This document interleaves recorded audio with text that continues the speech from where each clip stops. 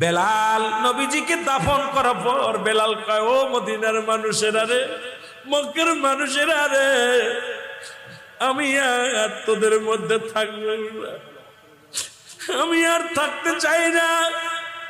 কারণ আমি ঘুমের মধ্যে নবীরে পাইতাম, ধ্যানের মধ্যে নবীরে পাইতাম। আমি দুনিয়ার সমস্ত দুঃখ ভুলে গেছিলাম নবীরে পায়ারে। আজকে আমার নবী নাই, শরীয়তে আমার নবী নাই, আমি বেলাল নবী বিনে বাঁচবো না। আমি তোমাদের বলি, আমি আর এই জমিনের মধ্যে থাকবো না, আমি মদিনা তোকে থাকবো না রে,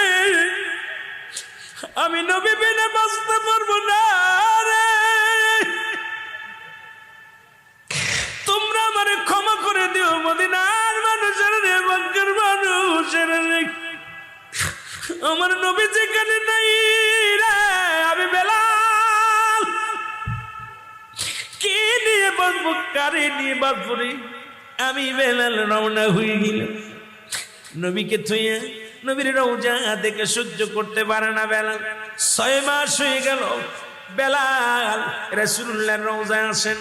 আমার নবী রাতের অন্ধকারে বেলালকে ডাক দেন, স্বপ্নে যুগে, বেলাল রে, আমার জন্য কি তোর মায়া লাগে না রে বেলাল, আবার রেখে গেলি? ও বেলাল, তুই না আমারে থুয়ে থাকতে পারতি না, বেলাল রে, তুই না আমার জন্য পাগল ছিলি দেওয়ারেছি, বেলাল রে, আমি নবীর জন্য কি তোর মায়া লাগে না? বেলাল, আমার বড্ড দেখতে মনে চায় তোরে, আয় আয়, আমি নবী তোরে কত ভালোবাসি বেলাল, আয় আয়, আমি তোরে একটু নয়ন ভরে দেখবো। জোরে বলেন মারহাবা।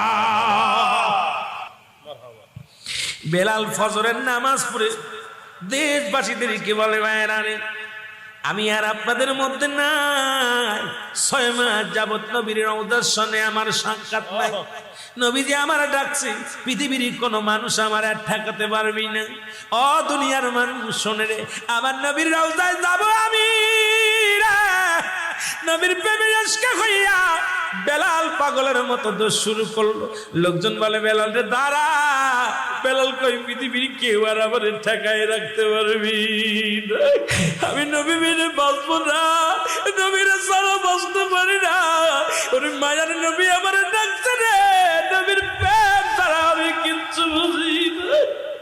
তোরা আমার বাধা দিস না রে, বাধা দিস না, যতক্ষণ পর্যন্ত আমি আমার নবীর সাথে সাক্ষাৎ না হয় রে, রাহমাতুল্লিল আলামিনের রওজায় যতক্ষণ পর্যন্ত আমি যেতে না পারি, আমি বেলালের মনে শান্তি নাই রে, আমি বেলালের মনে সুখ নাই, শান্তি নাই। বেলাল চলে আসলেন মদিনার বুকে, চলে আসলেন আমার নবীর রওজার পাশে দাঁড়ায় দাঁড়ায় কাঁদতে লাগলেন। নবীর রওজার পাশে দাঁড়ায় চোখের পানি ছেড়ে কাঁদতে, নবী গো,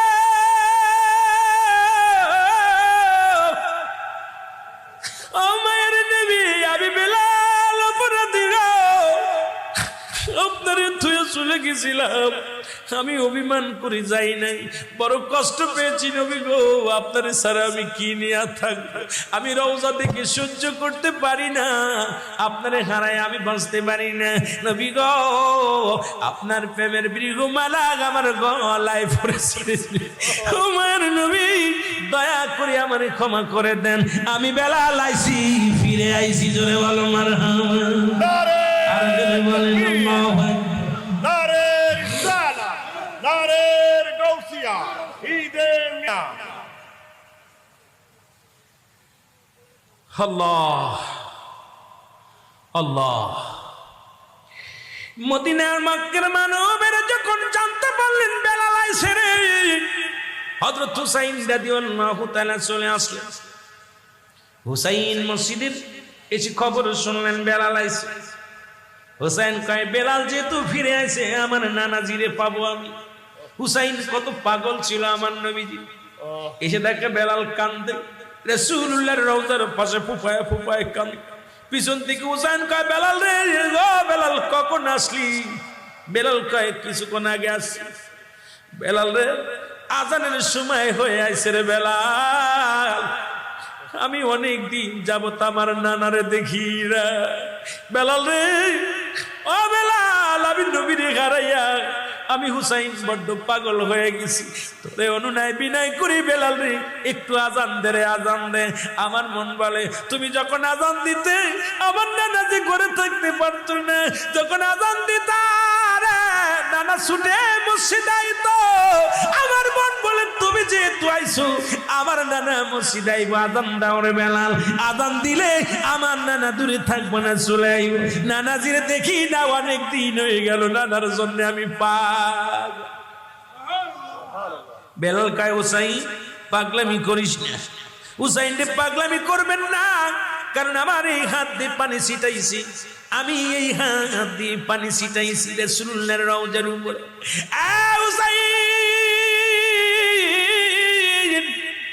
হুসাইন রে আমি বেলাল নবীর বিরহ বেদনা সহ্য করতে পারি না, তুমি আর পাগলামি করো না, আমার আজান কে শুনবে রে? আমি আজান দিলে আমি বাঁচবো না, কারণ আমার আজানে যখন নবীরে পাবো না আমি কি নিয়ে বাঁচবো রে? আমি বাঁচতে পারবো না, আমার তুমি ক্ষমা করো রে হুসাইন।